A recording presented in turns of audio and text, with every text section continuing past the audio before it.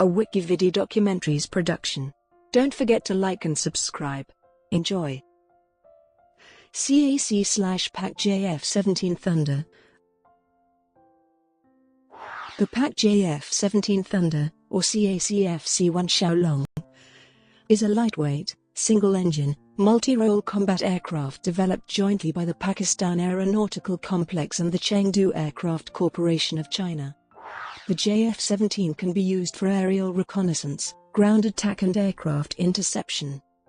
Its designation, JF-17, by Pakistan is short for Joint Fighter 17, while the designation and name, FC-1 Xiaolong, by China means Fighter China 1 Fierce Dragon. The JF-17 can deploy diverse ordnance, including air-to-air and air-to-surface missiles, and a 23mm GSH-23 twin-barrel autocannon. Powered by a Guizhou WS-13, or Klimov RD-93 afterburning turbofan, it has a top speed of Mach 1.8. The JF-17 is to become the backbone of the Pakistan Air Force, complementing the General Dynamics F-16 fighting Falcon at half the cost. The PAF inducted its first JF-17 squadron in February 2010. In 2015, Pakistan produced 16 JF-17s. Pakistan is believed to have the capacity to produce 25 JF-17 per year. 58% of the airframe is Pakistani, and 42% Chinese/Russian origin. Pakistan Aeronautical Complex has manufactured 70 jets in the country for use by the Pakistan Air Force of the Block 1 type, and 33 jets of the Block 2 type. The Pakistan Air Force plans, by 2017, to induct a twin-seater version known as the JF-17B for both enhanced operational capability and training.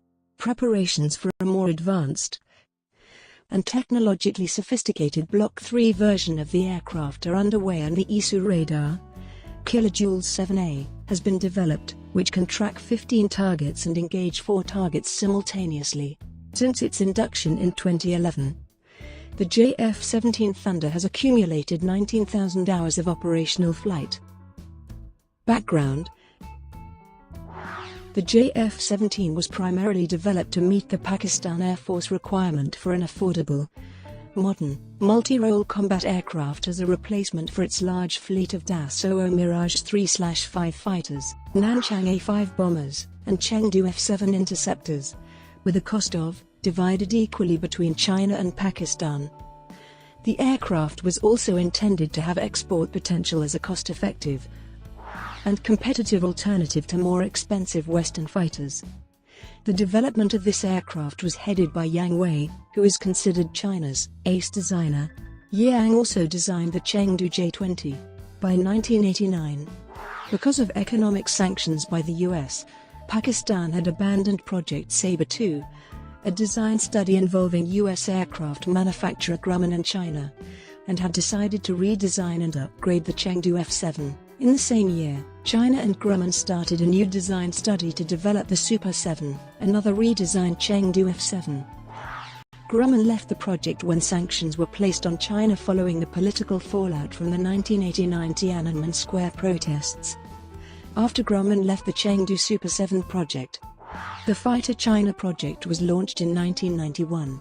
In 1995, Pakistan and China signed a Memorandum of Understanding for joint design and development of a new fighter, and over the next few years worked out the project details. In June 1995, Mach had joined the project to provide design support. This also involved the secondment of several engineers by CAC. Launch of FC-1 project. In October 1995, Pakistan was reportedly to select a Western company by the end of the year to provide and integrate the FC-1's avionics, which was expected to go into production by 1999. The avionics was said to include radar, inertial navigation system, head-up display, and multifunction displays. Competing bids came from Thomson CSF with a variant of the radar Doppler multi-target, Sagem with a similar avionics package to those used in the Rose upgrade project, and Marconi Electronic Systems with its Blue Hawk radar. Fire's Brief OS-7 radar was expected to be selected due to the company's ties with the PAF. In February 1998, Pakistan and China signed a letter of intent covering airframe development. Russia's Klimov offered a variant of the RD-93 turbofan engine to power the fighter. In April 1999, South Africa's Denel offered to arm the Super-7 with the T-Data Beyond Visual Range air-to-air missile, rather than the previously reported R-Data. Previously in 1987, Pratt & Whitney offered the Super-7 Project 3 engine options. PW-1212, F-404, and PW-1216, with local manufacturing in either China or Pakistan. Rolls-Royce offered its RB-199-127-128 turbofan engine. This plan was scrapped in 1989. In June 1999, the contract to jointly develop and produce the Chengdu FC-1 Super-7 was signed. After Jack Marconi had abandoned the bidding to supply an integrated avionics suite, Fire and Thomson CSF proposed a number of avionics suites based on the Guizhou WS-13 and RC-400 radars respectively. Despite previously hoping to use the PAF Super-7 to launch its new Blue Hawk radar. Because of sanctions placed on Pakistan after the country's 1998 nuclear weapons tests, design work progressed very slowly over the next 18 months, preventing delivery of the Western avionics to the PAF. In early 2001, the PAF decided to decouple the airframe from the avionics, enabling design work on the aircraft to continue. As the airframe was developed, any new avionics requirements by the PAF could be more easily integrated into the airframe. Prototype production began in September 2002. A full-size mock-up of the FC-1 Super-7 was displayed at Airshow China in November 2002. The first batch of Klimov RD-93 turbofan engines that would power the prototypes was also delivered in 2002. According to a China National Aero Technology Import and Export Corporation official, the JF-17's low cost is due to some of the onboard systems having been adapted from those of the Chengdu J-10. The official said, "This transfer of technology transposing the aircraft systems from the J-10 to the JF-17 is what makes the JF-17 so cost-effective. The use of computer-aided design software shortened the design phase of the JF-17. Flight testing and redesigning. The first prototype, PT-01, was rolled out on the 31st of May 2003 and transferred to the Chengdu Flight Test Center to be prepared for its maiden flight. This was initially planned to take place in June, but was delayed due to concerns about the SARS outbreak. The designation Super-7 was replaced by JF-17 around this point. Low-speed taxiing trials began at Wengyang Airport, Chengdu, on the 27th of June 2003. The maiden flight was made in late August 2003. An official maiden flight of the prototype took place in early September. The prototype was marked with a new PAF designation JF-17. By March 2004, CAC had made around 20 test flights of the first prototype.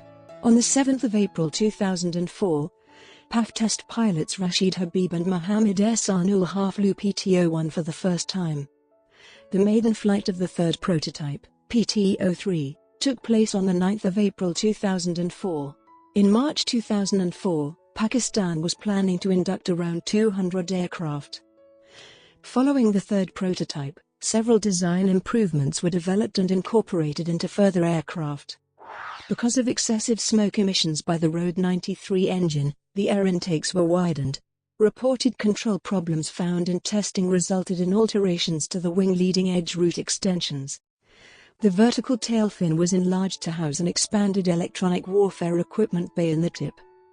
The redesigned aircraft had a slightly increased maximum takeoff weight and incorporated an increased quantity of Chinese-sourced avionics.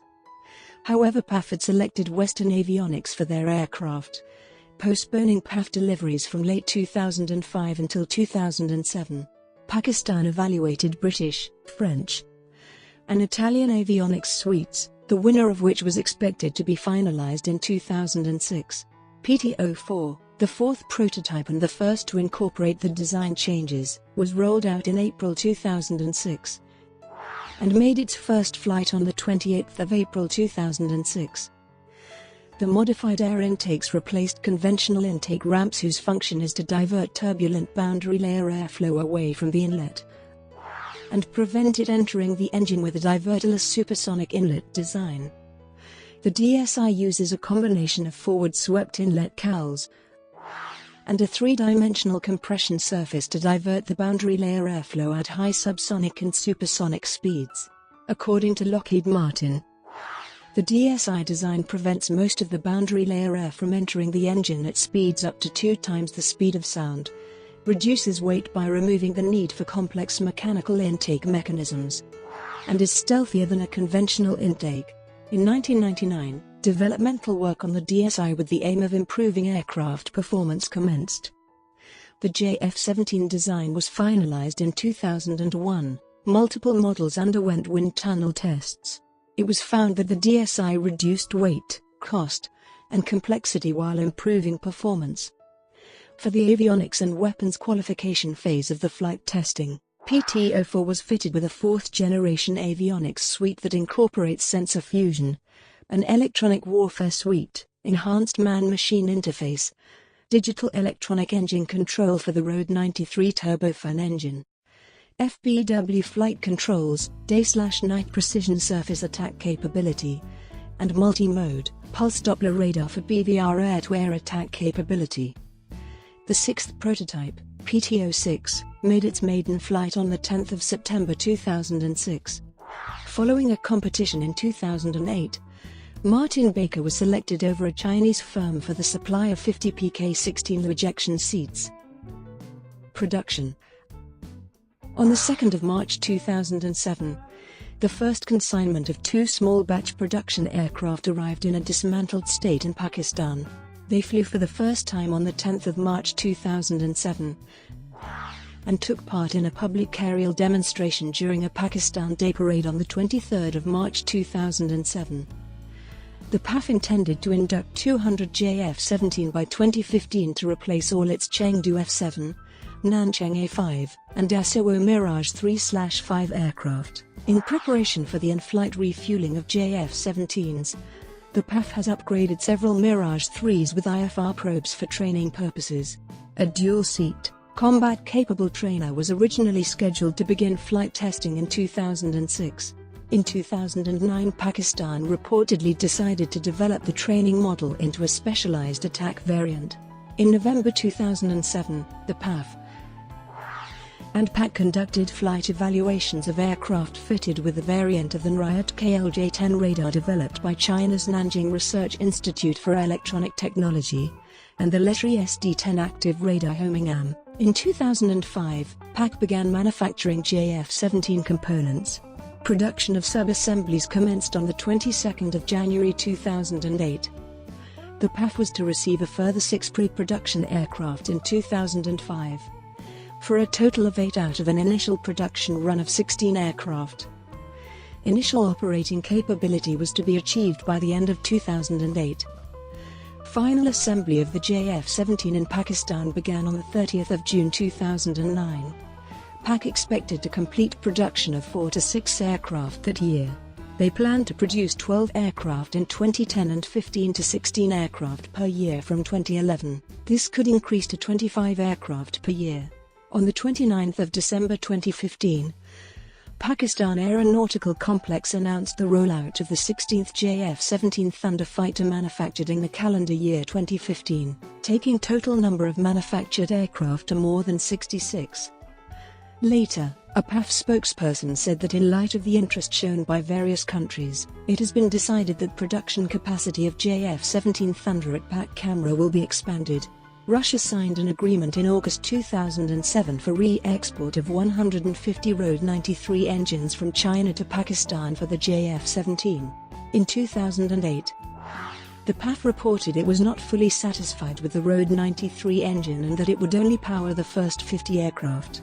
It was alleged that arrangements for a new engine, reportedly the SNEC Mach M53P2, may have been made.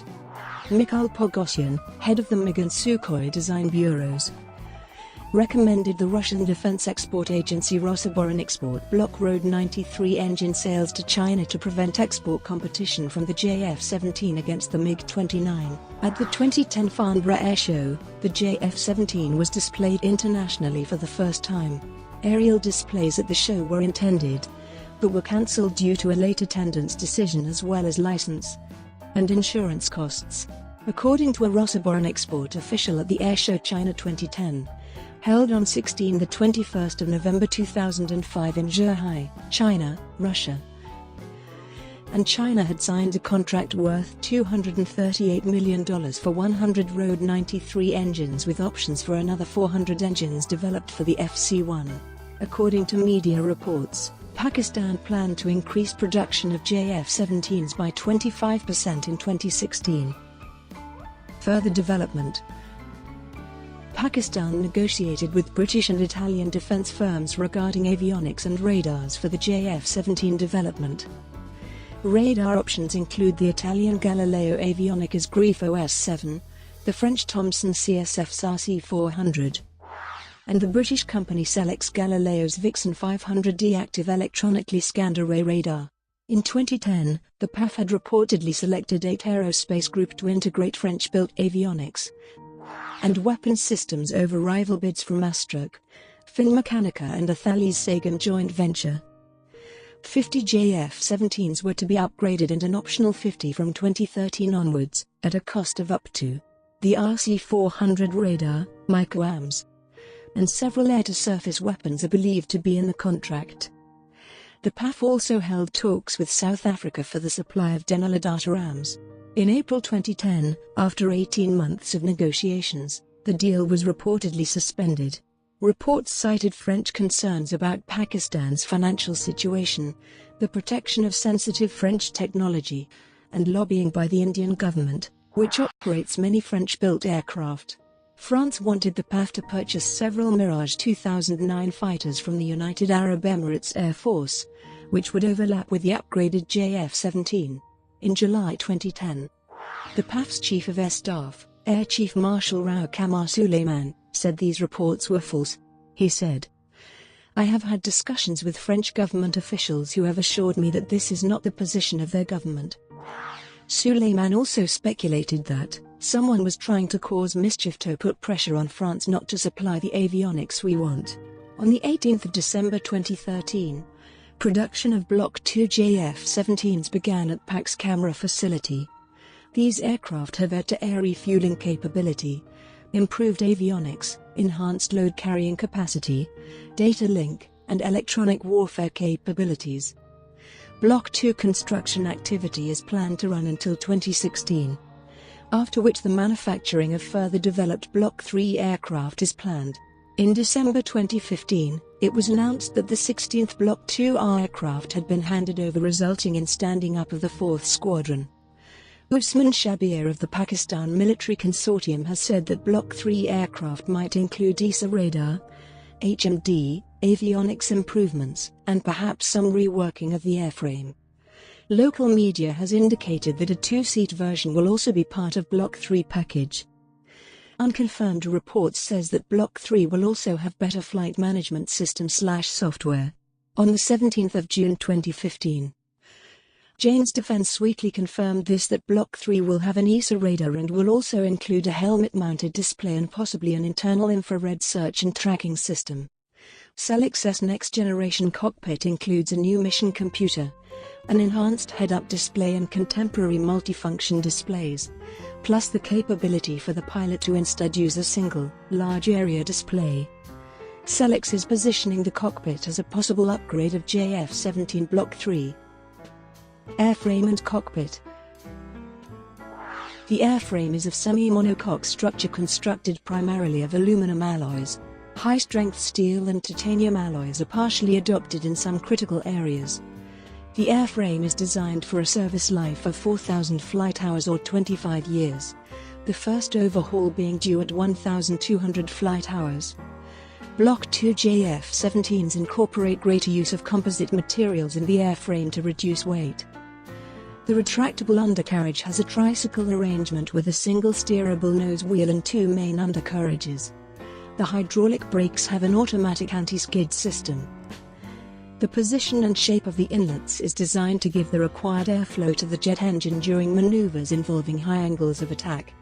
The mid-mounted wings are of crop delta configuration. Near the wing root are the lurks, which generate a vortex that provides extra lift to the wing at high angles of attack encountered during combat maneuvers. A conventional triplane empennage arrangement is incorporated, with all moving stabilators, single vertical stabilizer, rudder, and twin ventral fins. The flight control surfaces are operated by a computerized flight control system, which also adjusts the slats/flaps for improved maneuverability. Up to of ordnance, equipment, and fuel can be mounted under the hard points, 2 of which are on the wingtips, 4 are under the wings and 1 is under the fuselage. The glass cockpit is covered by a transparent acrylic canopy that provides the pilot with a good, all-round field of view. It has 3 large multi-function color displays and smart heads-up display with built-in symbol generation capability. A center stick is used for pitch and roll control while rudder pedals control yaw. A throttle is located to the left of the pilot. The cockpit incorporates hands-on throttle and stick controls. The pilot sits on a Martin Baker Mk16-00 ejection seat. The cockpit incorporates an electronic flight instrument system and a wide-angle, holographic head-up display, which has a minimum total field of view of 25 degrees. The FS comprises 3 color multifunction displays, providing basic flight information, tactical information, and information on the engine, fuel, electrical, hydraulics, flight control, and environment control systems. The HUD and MFD can be configured to show any available information. Each MFD is tall and is arranged side by side in portrait orientation. The central MFD is placed lowest to accommodate a control panel between it and the HUD. Brought to you by WikiVidi Documentaries. Would you like to know more?